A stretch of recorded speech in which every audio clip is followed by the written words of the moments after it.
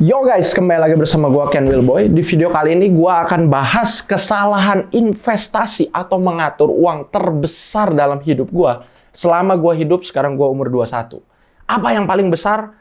Ya mungkin kalian ada yang mikir, oh pernah kena investasi bodong, pernah kena scam apa. Ya itu memang kesalahan investasi. Tapi itu bukan kesalahan terbesar. Ada bener-bener kesalahan gua terbesar yang dari kecil dan kebanyakan orang pun nggak sadar mereka melakukan kesalahan ini. Karena dari kecil kita sudah didoktrin oleh sekolahan, oleh orang tua. Seperti itu. Padahal itu salah besar. Ya. Oke. Tapi sebelum gua bahas ke materi, kita lihat dulu profit trading kita hari ini. Hari ini kita di posisi XAUUSD atau gold, kita sedang floating profit sekitar 2.100 US dollar lebih. Kalau dirupiahkan itu sekitar 30 juta lebih. Luar biasa kan? Hanya dari trading forex lewat HP doang. Ya. Luar biasa. Ini market gold XAUUSD. Kita open posisi sell. Jadi walaupun market turun, kita tetap bisa profit. Itulah keunggulan dari trading forex. Market naik atau turun tetap bisa profit. Ya.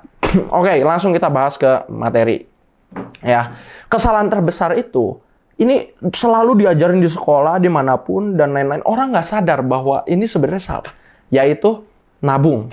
Ya, banyak orang bilang kan nabung, apa segala macam bagus. Atau pertama nabung, kedua investasi jangka panjang.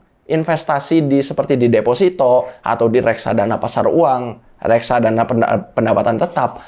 Nah, itu salah besar. Terutama buat kalian yang muda di bawah umur 30, itu sebuah kesalahan yang fatal kalau kalian mau kaya. Kenapa? Dari kecil kita itu selalu didoktrin investasi harus yang aman aja. Jangan trading. Kita nabung di reksadana atau nabung simpan aja di deposito uangnya. Itu salah besar. Karena orang tua kita selalu ngajarin taruh uang di deposito bunga lebih gede dibanding taruh di rekening biasa. Mending duitnya dikunci aja buat di deposito. Ya memang kalau ngelihat dari itu, tapi yang mereka lupakan adalah inflasi. Nah, ini kenapa ini menjadi sebuah kesalahan. Deposito bunga terbesar itu 5%. Itu udah di bank-bank biasa, bank-bank BPR yang lebih kecil. Kalau di bank besar seperti BCA, BRI, itu mungkin bunganya 2-3% setahun. Deposito. Bayangin, kalian ngunci uang kalian dikunci, nggak bisa dipakai yang lain, ada peluang bisnis pun, ada peluang apa, kalian nggak bisa tembak peluang itu, karena uang kalian dikunci. Bisa ditarik lebih awal, tapi kena penalti. Udah bunganya kecil, kena penalti, yang ada malah uangnya minus. Bunga 2-3% setahun itu, mungkin kalian mikir, oh, ya udahlah duitnya bertambah, at least nggak berkurang, nggak kepake buat yang lain. Tapi itu salah. Karena inflasi itu, berdasarkan data pemerintah di Indonesia, setahun itu rata-rata 4% selama 10 tahun terakhir. Jadi sebenarnya uang kalian itu tambah sedikit.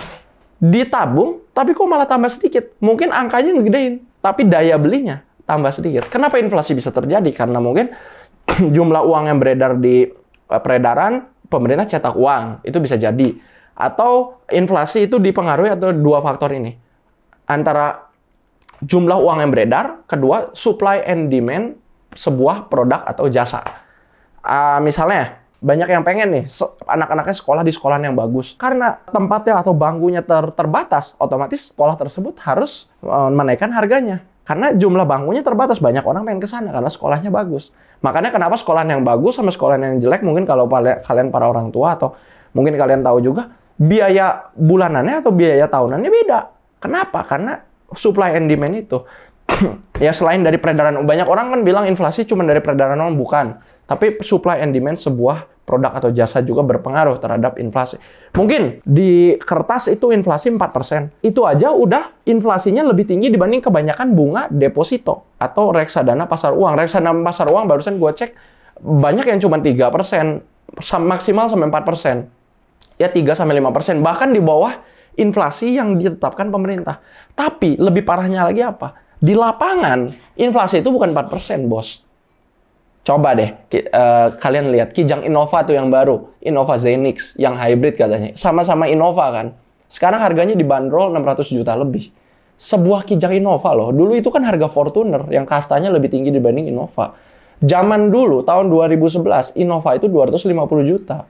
Sekarang Innova, Kijang Innova, 600 juta. Berapa persen tuh? Barusan gua kalkulasi itu 240%.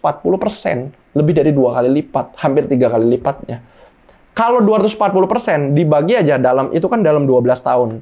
Ya, anggap aja kita bagi ya. Itu setahun 20%.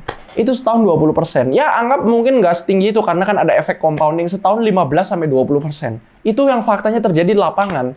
Sama-sama Kijang Innova loh, tapi yang sekarang Innova Zenix yang baru tuh yang hybrid 600 juta, Innova yang lama itu 250 juta. Itu kalian lihat aja dari situ lah. Hanya beda 12 tahun, harganya naik hampir 3 kali lipat, 2,5 kali lipat lah. Luar biasa. Nah, sedangkan kalau kalian nabung, bunganya cuma dikasih berapa? Yang misalnya kalian nabung nih duit 250 juta, yang tadinya kebeli Kijang Innova sekarang udah nggak kebeli.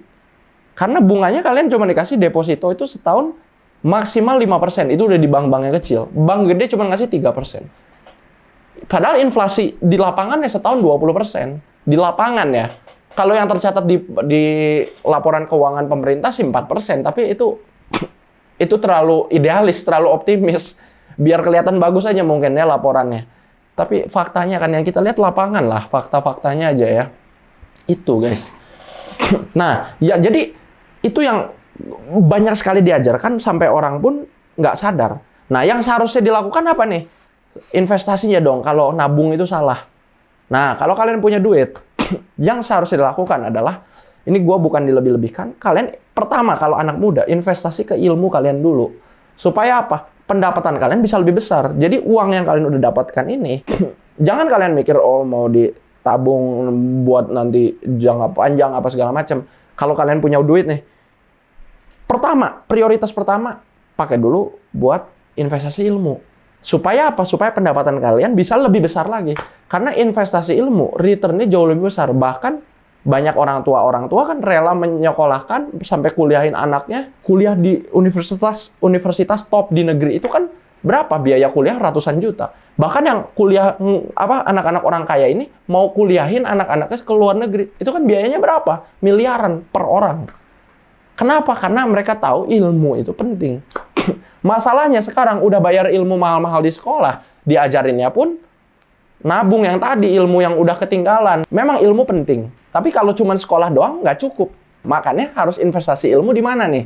Investasi ilmu udah bagus, bukan salah loh, bagus. Cuman kalau sekolah doang nggak cukup. Makanya kalian harus mencari-cari lagi ilmu dari yang tempat lain. Nah, yang harusnya kalian lakukan, ambillah ilmu sebanyak-banyaknya, tapi di sekolah doang nggak cukup. Cari di tempat lain. Nggak harus bayar kok. Yang gratis ada. Di YouTube aja kalian bisa belajar apapun yang kalian mau. Cuman bedanya kalau di YouTube itu berantakan, acak-acakan, karena orang beda-beda kepentingan. Ada yang punya kepentingannya buat nyari viewers, jadi bukan ilmu jadi nomor satu kan, tapi nyari viewers. Ada yang kepentingannya mau jualan, ada yang macam-macam lah. Tapi ilmunya ada gitu. Cuman nggak tertata dengan rapi. Makanya ada lagi yang di luar-luar, mungkin kalian dari online course, yang kelas-kelas online. Nah, itu kan murah-murah kelas online. Berapa ratus ribu aja udah bisa dapat. Mungkin 100-500 ribu. Itu ilmunya udah tertata, ada kurikulumnya. Bahkan gua sendiri, gua ada nih, nyediain kelas online course di Ken Wilboy FX, itu kelas trading forex. Hanya 100 ribu, udah dapat kurikulum dari 0 sampai mahir belajar trading forex. Nah, itu. Nah, yang nomor 2, selain dari ilmu, nomor 2, gue saranin juga kalian uangnya, kalau masih muda nih, umur kalian di bawah 30, pakai di instrumen atau aset yang lebih agresif, yang resikonya lebih tinggi. Alias mungkin kalau sebagian orang bilang, trading, bukan investing. Trading. Trading itu dijual beli, seperti trading saham, trading kripto, bahkan trading forex di market derivatif menggunakan leverage, jadi uang pinjaman dari broker. Karena apa? Kalian masih muda, belum banyak tanggungan. Kalian kalau misalnya loss pun, ya nggak masalah. Ibaratnya kalian kan belum punya tanggungan apa-apa. Masih tenang-tenang aja. Palingan yang sakit hati diri sendiri, tapi nggak akan bikin sengsara keluarga lu kan. Gitu. Nggak akan bikin sengsara anak-anak lu kan, karena belum ada anak gitu. Nah itu. Jadi pakai di instrumen yang lebih agresif. Karena instrumen agresif memang ada resiko loss, tapi resiko profitnya pun jauh lebih besar. Kalau masih muda, ini saat yang tepat. Trading. Jangan hanya investasi ditaruh, tapi lebih di trading. Nah, cuman bedanya kan, balik lagi, trading itu butuh ilmu. Nggak semua orang bisa. Kalau investasi, investing misalnya, naruh uang di deposito atau di reksadana, itu kan orang juga bisa. Taruh aja uangnya, udah beres. Nggak usah mikir. Kalau trading kan, Harus analisa fundamental atau ngelihat analisa di chart, ini teknikal. Ngelihat news buat fundamental. Kan itu butuh ilmu.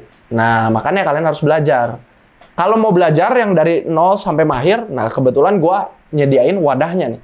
Linknya di deskripsi, 99.000 sampai mahir, dan juga kalian bukan hanya sampai mahir doang, dapat komunitas, dapat signal juga setiap hari. Jadi kalian cukup ikutin signalnya udah bisa profit terus. Ya, tapi gua saranin kalian belajar juga, nggak cuma ngikutin signal asal but. Nih, kalian lihat sendiri di HP gua. Kita balik lagi ke HP. Sekarang tuh lagi profit 2.000 US dollar. Gila kan? Dengan modal berapa nih? Modal 17.000, profit 2.000. Berarti profitnya lebih dari 10% dalam satu hari. Ya, memang ini agresif, beresiko, tapi kan bayangin aja, gila kan? Luar biasa gitu return-nya, profitnya kan. Tapi ada tentu dengan risiko yang tinggi juga gitu. Ya, kalau mau belajar, linknya di deskripsi. Sampai mahir, jangan lupa untuk like, subscribe, dan klik lonceng di channel ini. Thank you semua dan salam cuan.